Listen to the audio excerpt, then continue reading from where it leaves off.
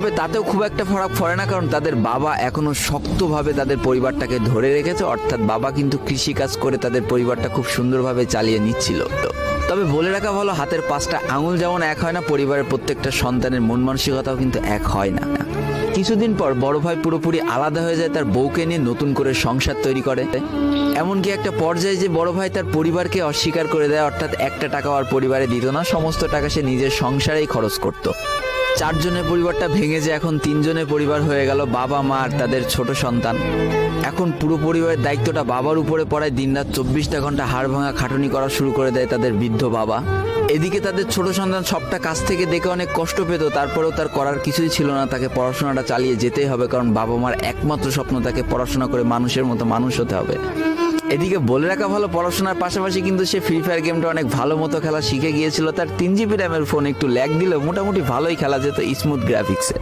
এমনকি সে আস্তে আস্তে টুর্নামেন্ট খেলাও শুরু করে, আর এখান থেকে যে টাকায় পেতো 50 টাকা 100 টাকা 200 টাকা যা পেতো সেই টাকাতে তার পরীক্ষার বই খাতা কিনতো, যাতে তার বাবার একটু কম পরিশ্রম করা লাগে, কম খাটনি করা লাগে। হাই রে, পরিবারে বড় ছেলে পরিবার থেকে আলাদা হয়ে গেল, আর ছোট ছেলে চিন্তা করছে বাবার কিভাবে কষ্ট কম করা লাগবে। এরই মাঝে সে একদিন চিন্তা করে সে তো টুর্নামেন্টে অনেক ভালো পারফরমেন্স করছে, তাহলে তার একটা ইউটিউব চ্যানেল খোলার দরকার। অন্তত টুর্নামেন্টের ম্যাচগুলো ইউটিউবে ছাড়লো, যদি কপালে ভালো কিছু লেখা থাকে। এমনই একদিন তার একটা টুর্নামেন্ট চলছিল, সে বারান্দায় বসে বসে টুর্নামেন্টটা খেলছিল, আর ঠিক সেই সময় তার বাবা হাড় ভাঙা খাটুনি করে মাঠ থেকে কেবলই বাসায় ঢুকছিল। এমন সময় তার ছেলের পড়াশোনা বাদ দিয়ে গেম খেলা দেখে বাবা প্রচন্ড পরিমাণ রেগে যায়, আর ফোনটা ধরে একটা আছাড় মেরে দেয়, যার কারণে তার ডিসপ্লেটা ফেটে যায়। সেদিন সে ভাঙা ফোনটা আঁকড়ে ধরে অঝরে কেঁদেছিল, তার সমস্ত স্বপ্ন যেন এক নিমিষেই শেষ হয়ে গিয়েছিল। তারপরে সে স্কুলে যাওয়ার জন্য যে টাকা পেত, সেই টাকাগুলো জমিয়ে জমে একটা সময় তার ফোনের ডিসপ্লেটা ঠিক করে, আর ডিসপ্লে ঠিক করতে 1500 টাকা লেগেছিল, আর সময় লেগেছিল প্রায় 4.5 মাস। আর এই 4.5 মাসে সেই ইউটিউব চ্যানেলের যে জিমেলটা ছিল, সেই জিমেলটাও সে ভুলে যায়, অর্থাৎ তার ইউটিউব চ্যানেলটাও নষ্ট হয়ে যায়। কিন্তু পরিবারের ছোট সন্তানরা একটু ঘাটতারা হয়, কোনোভাবে কোনো কিছুতে হার মানতে রাজি হয় না, যেমন আমি। তাই সে আবারও ফ্রি ফায়ার খেলা শুরু করে, আবারও নতুন করে ইউটিউব চ্যানেল খোলা শুরু করে। সবকিছু মোটামুটি ঠিকই চলছিল, পড়াশোনাও সে আগের মতোই চলতেছে, এইদিকে টুর্নামেন্টও চলতেছে, এইদিকে ইউটিউবে আস্তে আস্তে তার সাবস্ক্রাইবারও বাড়া শুরু করে, একটা দুইটা এমন করতে করতে।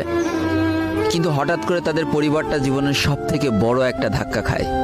যেহেতু তাদের বাবা কৃষিকাজ করে তাদের পরিবার চালাতে হিমশিম খাচ্ছিল, পরিবারের এত প্রেশার, 24 ঘন্টা হাড় ভাঙা খাটুনি করতে করতে একটা দিন হঠাৎ করে উনি প্যারালাইসিস হয়ে যায়। তার ডান পাশের হাত এবং পা পড়ে যায়, যার কারণে সে একেবারে অক্ষম হয়ে পড়ে। আর এটাই ছিল তাদের পরিবারের সব থেকে বড় কালো অধ্যায়। তবে সব থেকে কষ্টের ব্যাপার কি ছিল জানো? পরিবারের এত খারাপ সময়ও তাদের বড় ভাই কিন্তু তাদের পাশে এসে দাঁড়ায় না। এবার শুরু হয় তাদের পরিবারে আসল কষ্ট। না ছোট ছেলের পড়ার টাকা আছে, না বাবার ওষুধ কেনার টাকা আছে, না তাদের 3 বেলা ঠিক মতো খাবার টাকা আছে। কি আর করবে, পরিবারে অসহায় অবস্থা দেখে না খেয়ে তো মরা যায় না, তাই তাদের মা লোকের বাসায় কাজ করা শুরু করে দেয়। কিন্তু কাজ করে 3 বেলা খাবার জোটানো গেলেও বাবার ওষুধ আর সন্তানের পড়াশোনার খরচ চালাইতে হিমশিম খাচ্ছিল তাদের মা। ঠিক এই সময়টায় পরিবারের ছোট ছেলে সারাদিন চিন্তা করতে থাকে যে আসলে তার কি করা উচিত, কি করলে পরিবারের সবাই ভালো থাকবে, কি করলে বাবার ওষুধ কেনার টাকা সে জোগাড় করতে পারবে, কি করলে বাবা মার স্বপ্ন পূরণের জন্য সে পড়াশোনা করতে পারবে। তার সামনে শুধু একটা অপশনে খোলা ছিল, সেটা হচ্ছে ফ্রি ফায়ার গেমটা। কি আর করবে, সারাদিন সে পড়াশোনা করতো আর সারা রাত ফ্রি ফায়ার গেম খেলে খেলে ভিডিও আপলোড করা শুরু করে ইউটিউবে। তোমরা শুনলে অবাক হয়ে যাওয়া, 24টা ঘন্টার মধ্যে সে মাত্র 4.5 ঘন্টা ঘুমাতো। দিনের বেলা স্কুলে থাকতো, স্কুল থেকে এসে সে একটা চার দোকানে কাজ করতো, চার দোকান থেকে বাসায় এসে পড়াশোনা করতো, পড়াশোনার পরে রাত্রেবেলা ফ্রি ফায়ার গেম খেলে ভিডিও আপলোড করতো। সৃষ্টিকর্তা হয়তো তাদের কষ্টটা দেখেছিল, তাই তার বেশি দিন কষ্ট করা লাগেনি। 4.5 মাসের মাথায় তার একটা ভিডিও ভাইরাল হয়ে যায়। ব্যাস, লাইফের মোড়টা এইখান থেকে ঘুরে গিয়েছিল। তোমরা সকলে জানো একটা ভিডিও ভাইরাল হলে আসলে কি হয়। সব জায়গায় তার নাম ছড়িয়ে যায়, মানুষ আস্তে আস্তে তার ভিডিও দেখতে শুরু করে, তাকে পছন্দ করতে শুরু করে, তার গেম প্লে ভালো লাগতে শুরু করে। একটা সময় সে একটা ভালো প্লেয়ার হয়ে যায়। আর সে জীবনের প্রথম পেমেন্ট পেয়েছিল 12,500 টাকার, যেখান থেকে 7,000 টাকার তার বাবার জন্য ওষুধ কিনে দিয়েছিল, আর বাকি টাকাটা তার আম্মুর হাতে তুলে দিয়েছিল। তারপর থেকে তার মাসিক বেতন কখনো ওই 12,000 টাকার থেকে কমেনি, বাড়তে বাড়তে বাড়তে বাড়তে একটা সময় তার মাসিক বেতন দাঁড়ায় 1 লাখ টাকা, যেটা ছিল তাদের পরিবারের জন্য অবিশ্বাস্য একটা ব্যাপার। যেই পরিবারটা না খেতে পেয়ে প্রায় মরার মতো অবস্থা হয়ে গিয়েছিল, সেই পরিবারটা আজকে কোথা থেকে কোথায় যে দাঁড়ালো। তবে সব থেকে মজার ব্যাপার কি জানো, এখন আর ফ্রি ফায়ার খেলতে দেখলে তার বাবা মা কিন্তু তাকে বকে না। তো দেখো, জীবনে খারাপ সময়গুলো চিরদিন স্থায়ী হয় না, খারাপ জীবন কাটিয়ে কিন্তু ভালো সময় আসে, অর্থাৎ তাদের পরিবার এখন ভালো সময় চলে এসেছে।